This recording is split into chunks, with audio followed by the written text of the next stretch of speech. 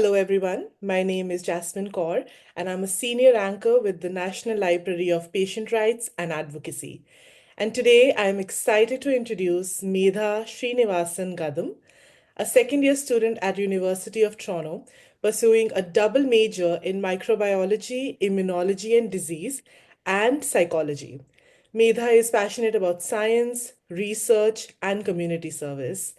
As a research assistant in the Toronto Decision Neuroscience Lab, she explores the psychology of food choices, and she's also worked on projects linking oxytocin release to reduced skin cancer risk. With that, I welcome Medha. Thank you so much for being here, Medha. I really appreciate your time. Thank you for having me. It's great. Yeah, ever since I've come across your research, I have been so fascinated, and I'm just going to dive right into it. Can you tell me a little bit more about your research and the journey that led to this fascinating discovery? Yeah, so I took a poster project course in my first semester of my second year, and I was grouped with six other wonderful group members. And our task was basically to come up with a novel idea. And we were given a few topics, and from there, we kind of branched off into multiple different ideas. And eventually, we discovered that there's a link between oxytocin and skin cancer. So, exploring so we discovered that and we were kind of exploring how the release of oxytocin can have implications on reducing skin cancer. So what we did was that we learned about senescent cells, which are damaged cells. They're non-dividing cells that accumulate as you age, and they basically release these harmful pro-inflammation molecules that damage the neighboring normal cells, and that essentially exacerbates your conditions like skin cancer. So, and these are things that accumulate with age. So, this discovery kind of sparked a deeper curiosity among some of us. And we were wondering, okay, so we started wondering if age is a key factor in this, then what's the first thing that most people see when someone ages? It's their appearance, right? Of course. And so it's kind of human nature to kind of make judgments from what we see when someone ages. It's the first thing we see, right? So, we decided that, okay, that means skin is probably going to be something that's impacted by this. So we thought we hear about skin all the time in social media about how we have to protect it from UV rays and whatnot. And so we decided, okay, maybe we should see if oxytocin is directly linked with skin cancer. And then that's how we kind of came up with this idea of skin cancer, not other cancers. That's what I'm trying to get at. That is really interesting that you link the concept, which is very well known and very well researched, and you went from the novelty of it and exploring what other options is. That really speaks to the researcher in you, and I'm really thoroughly impressed by this. So from your research, can you tell a little bit more at a very high level research, what role does oxytocin play, and how does it help reducing the inflammation that you said, and supporting skin health in relation to the skin cancer prevention? So oxytocin, often known as the love hormone, as most of us know, it's basically a neuropeptide, which is basically a protein-like molecule that's made in the brain, and it plays a key role in promoting our emotional well-being and our bonding. It promotes our bonding with people, reduces stress, and it has these significant benefits for our physical health. Particularly in inflammation and supporting our skin health. So one of its major contributions is its ability to reduce the senescent cell production. So by reducing that, you also reduce the inflammatory secretions that come from these senescent cells. And so oxytocin then can mitigate this chronic inflammation, which damages our skin, and by which then increases our risk for skin cancer because by that damage, your skin's ability to repair itself is kind of diminished. So by having that oxytocin's an anti-inflammatory aspect is very beneficial. And by that, it kind of protects your cellular pathways of repairing skin tissues, like I mentioned, and it enhances your skin's ability from UV, resisting UV damage and radiation and oxidative stress that, again, accumulates with age. And so that's essentially what we were thinking in terms of its natural abilities to help aging skin and prevent it from the risk of skin cancer.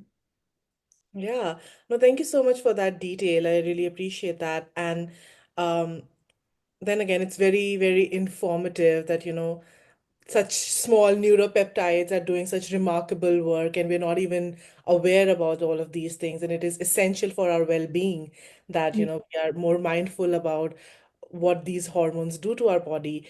So when we say the love hormone, so what the acts of like hugging and meaningful touch, or so what were those acts that came up as a part of your research that helps release oxytocin to that level that it helps with um, you know um, skin well-being, or just well-being in general? Yeah, that's a really good question. So, I was curious about it too, because there's very little amount of research that's done on the amount of oxytocin that can be produced, particularly because it's hard to kind of do research on trying to measure it as well. But in terms of how much, there was an article that was actually said where to make a significant or like a good enough amount of oxytocin, you need at least a 20-second hug, a meaningful hug with someone, obviously consensual and with mutual affection. It can't be with someone who does not like you back. So you want to make it with someone who you genuinely have a mutual affection with.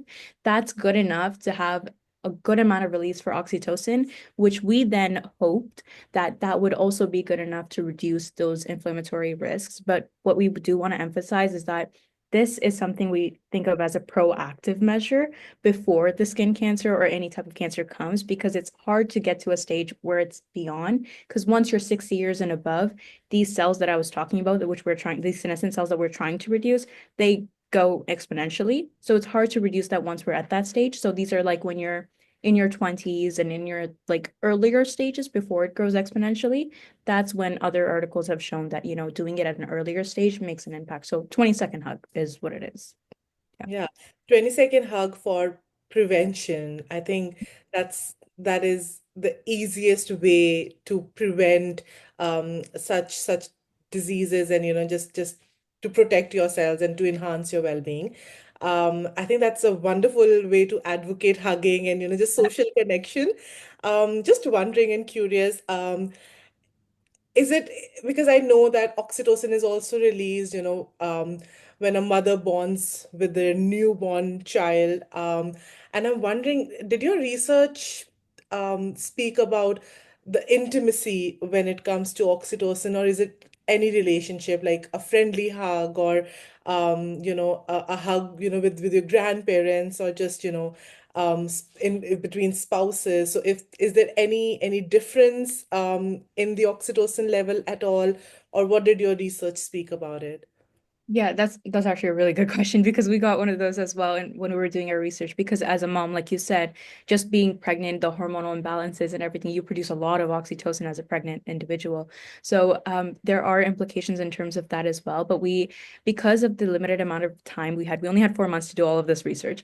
And also because there really was not as much articles that we could find that actually looked at oxytocin's like production at different stages and different times, but it does have implications in terms of where a study was measuring oxytocin in terms of perception of how much an individual is feeling happy or de-stressed in terms of a machine touching the individual versus their significant other touching an individual and letting them know. And based off of that, we could say that if the other person that you love, you like, so your mother, your father, your significant other, if you know you love them, you feel safe around them, and you every time you see them, you feel happy, you don't have any insecurities, that is enough to kind of get that oxytocin being produced versus if, like I said, they did a machine touch trying to apply like lotion on the person. It did not work as well because you feel insecure, you're not safe. You're like, what is happening to my skin?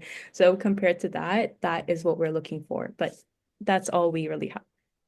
Yeah, and that's amazing. I mean, just contrast with if it's just me myself, caressing, or comforting, or Yeah. giving myself a self hug. That's really not enough. That actually needs another human being, and that sense of a safe space, which is essential for oxytocin to release.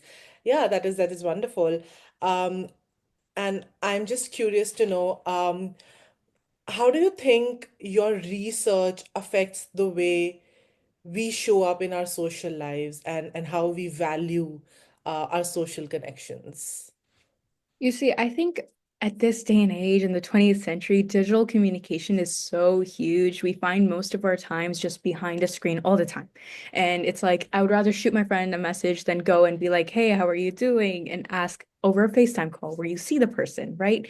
So I think in a day and age like that, we kind of forget the importance of physical contact and touch, in-person communication, etc. And I think COVID had a really drastic impact on us as well in terms of changing everything, and it increased loneliness, stress, anxiety, depression. And so I think understanding that we need to come back to a stage where we can come in reality with individuals face to face, if we can really emphasize that to the public to make everyone understand the importance, how it was pre-COVID, I think it'll really show the importance, and it'll highlight our research's link is that physical contact is really important, regardless of it having impacts in the long term of skin cancer, but just in the moment, you feel really safe, you feel happy, than playing games over, I don't know, online, right, over Zoom. Yeah, Yeah. and that is essential because what I have also realized is most of my time I'm having a conversation with an AI, and I'm not even realizing, and in the coming future, there might be um, even AI in a physical form that you're interacting with, but that just puts a lot of more value in the social connections that we have with people around us and the people that make us feel safe. That's something to think about moving forward.